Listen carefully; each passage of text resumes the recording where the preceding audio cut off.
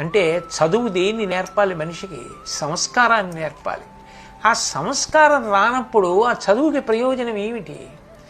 లోపల నువ్వు ఎంత పెరుగుతుంటే అంత గొప్పవాడివని గుర్తు.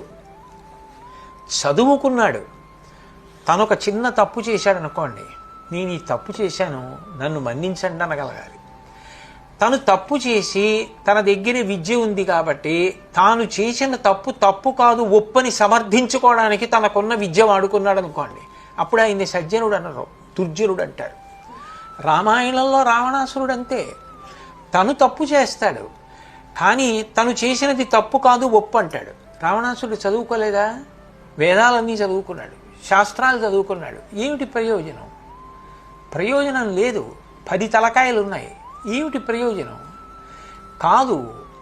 ఎంత చదువుకున్నావన్నదానికన్నా నువ్వు చదువుకున్నది ఎంత పాటిస్తున్నావన్నది ప్రధానం. ఎంత సంస్కారం నీలో పెరుగుతోందన్నది ప్రధానం. అది లేకపోతే నీ చదువు ఎట్లా ఉండిపోతుంది అంటే పాము పడగ మీద ఉన్న మాణిక్యంలా మిగిలిపోతుంది. అది ఎవరికి పనికిరాదు. మాణిక్యం ఉందని పాము దగ్గరికి ఎవరు ఎలా వెళ్ళరో అట్లాగే ఎవరు దగ్గరికి వెళ్ళరు. కొంతమంది ఎందు చదువు ఉంటుంది, ఆ చదువు అందరి యొక్క అభ్యున్నతిగా పనికొస్తుంది. వాళ్ళ చదువు వాళ్ళు కేవలం తమ స్వార్థం కోసం కాదు. వాళ్ళు ఏది ఆలోచించినా, వాళ్ళకి ఏ ఆలోచన వచ్చినా, వాళ్ళకి ఏది తెలుసో దాని ద్వారా 10 మందికి ఉపయోగపడాలి తామని తాపత్రయపడుతూ ఉంటారు. అది పీట మీద పెట్టిన మాణిక్యం లాంటిది. ఒక పీట మీద మాణిక్యం పెట్టారనుకోండి, ఎవరైనా వచ్చి తీసుకోవచ్చు. ఒక బల్ల మీద మాణిక్యాన్ని పెట్టారనుకోండి, ఎవరైనా తీసుకుంటారు.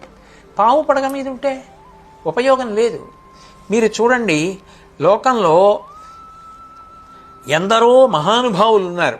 వాళ్ళు మహాత్మా గాంధీ గారు, ఐన్స్టీన్, న్యూటన్, మేడం క్యూరీ, అట్లాగే Martin Luther King, Nelson Mandela, B R Ambedkar, నేను ఎన్ని పేర్లని చెప్పను.